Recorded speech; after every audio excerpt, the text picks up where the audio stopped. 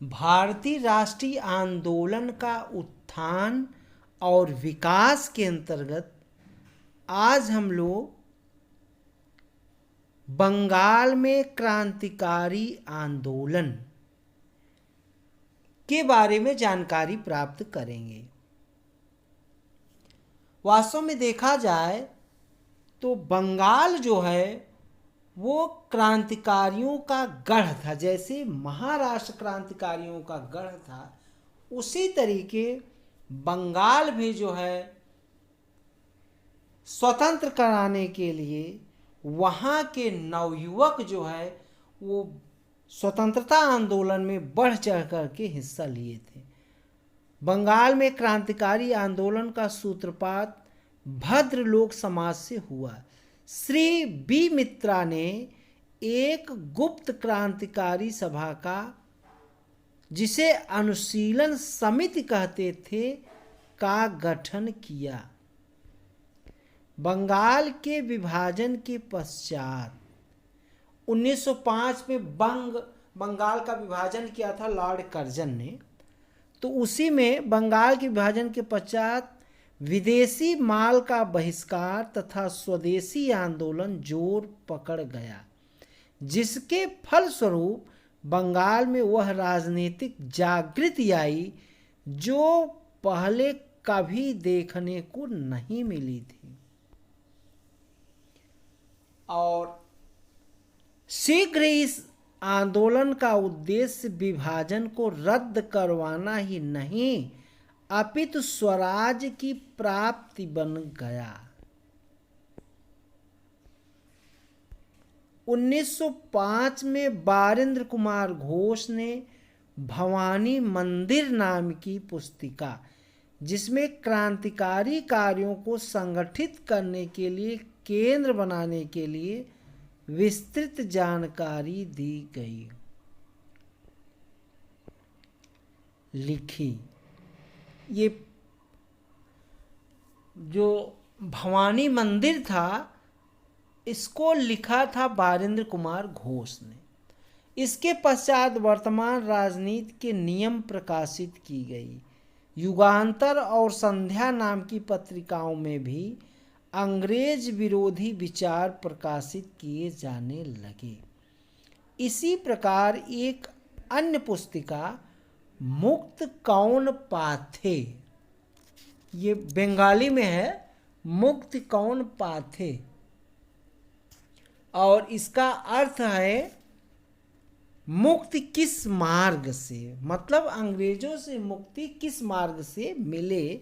तो पुस्तिका का नाम था मुक्ति कौन पाथे और इसका अर्थ है मुक्ति किस मार्ग से। इसका हिंदी है मुक्ति किस मार्ग से। में भारतीय सैनिकों से भारतीय क्रांतिकारियों को हथियार देने का आग्रह किया गया।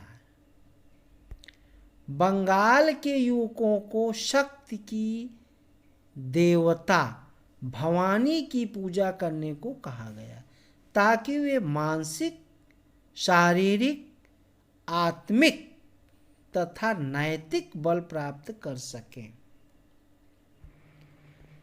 कर्म करने पर बल दिया गया। क्रांतिकारी गतिविधियां जिनके फलस्वरूप हिंसक घटनाएं हुई 1906 से आरंभ हुई, जब क्रांतिकारियों ने धन की व्यवस्था करने के लिए कुछ डकैतियों के षड्यंत्र रचे। 1907 में पूर्व बंगाल तथा बंगाल के लेफ्टिनेंट गवर्नर की हत्याओं के असफल प्रयत्न किए गए। मुजफ्फरपुर की हत्याएं तथा अलीपुर षड्यंत्र कांड 30 अप्रैल 1908 को आधुनिक बिहार के मुजफ्फरपुर जिले के न्यायाधीश किंग्सफोर्ड की हत्या करने का प्रयास किया गया। उन्होंने मुख्य प्रेसिडेंसी दंडनायक के रूप में युवकों को छोटे छोटे अपराधों के लिए बड़ी बड़ी सजा दी थी। प्रफुल्ल चाकी तथा खुदीराम बोस को इन पर बम से हमला करने का भार दिया गया। गलती से बम कैनेडी की गाड़ी पर गिर गया, जिससे 2 महिलाओं की मृत्यु हो गई। प्रफुल्ल चाकी तथा खुदीराम बोस पकड़े गए। चाकी ने आत्महत्या कर ली, परंतु बोस पर अभियोग चला और उन्हें फांसी दी गई। सरकार ने अवैध हथियारों की तलाश के संबंध में मानिक टोला उद्यान में तथा कलकत्ता में तलाशियां ली तथा 34 व्यक्तियों को बंदी बनाया गया, जिसमें 2 घोषबंद अरविंद तथा बारिंद्र सम्मिलित थे। मतलब अरविंद घोष और बारिंद्र घोष दोनों सगे भाई थे। इन लोगों को भी उसमें पकड़ा गया। और इतिहास में देखा जाए क्रांतिकारी आंदोलन में, तो अरविंद घोष और नेताजी सुभाष चंद्र बोस, ये दोनों ही व्यक्ति जितने ही ब्रिलियंट थे उतने बड़े क्रांतिकारी थे।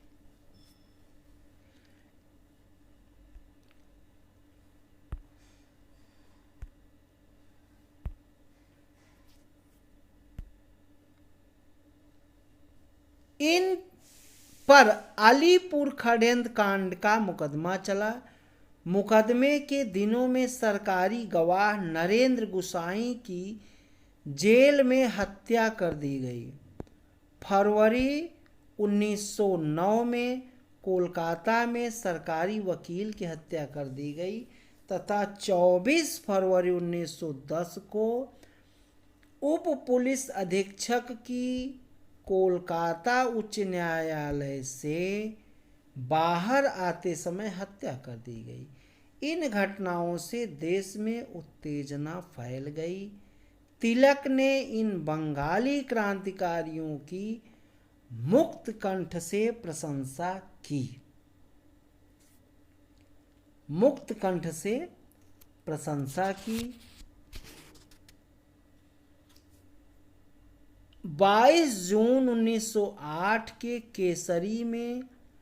केसरी समाचार पत्र था उनका, उन्होंने विशेष प्रकार की टिप्पणी की और उसमें लिखा कि 1897 में हुई हत्याओं तथा बंगाल के बम कांडों में बहुत भेद है।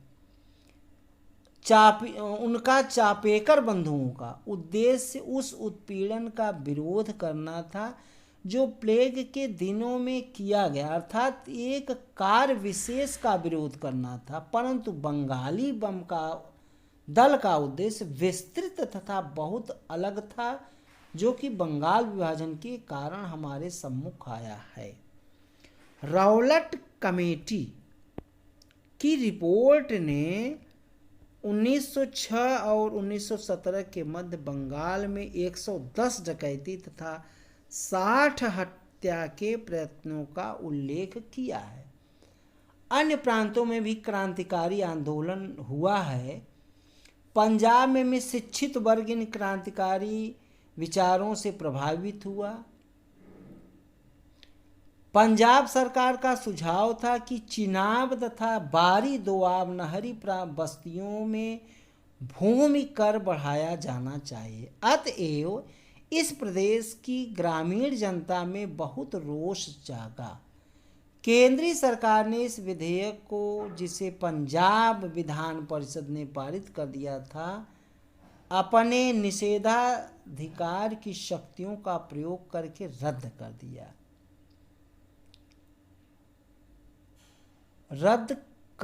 दिया।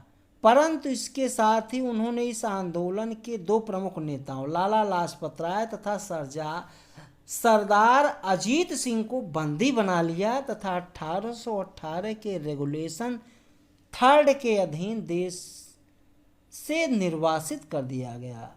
अजीत सिंह 6 माह पश्चात छोड़ दिए गए तथा वो फ्रांस गए। लालचंद, फलक तथा भाई परमानंद को भी भिन्न भिन्न अवधि के लिए जेल दंड दिया गया। 1912 में लॉर्ड हार्डिंग की राज यात्रा के समय चांदनी चौक में बम मारा गया, जिससे उनके सेवक मारे गए। बिहार, उड़ीसा तथा यूपी में मुजफ्फरपुर तथा निमेज हत्याकांड हुए। धन्यवाद।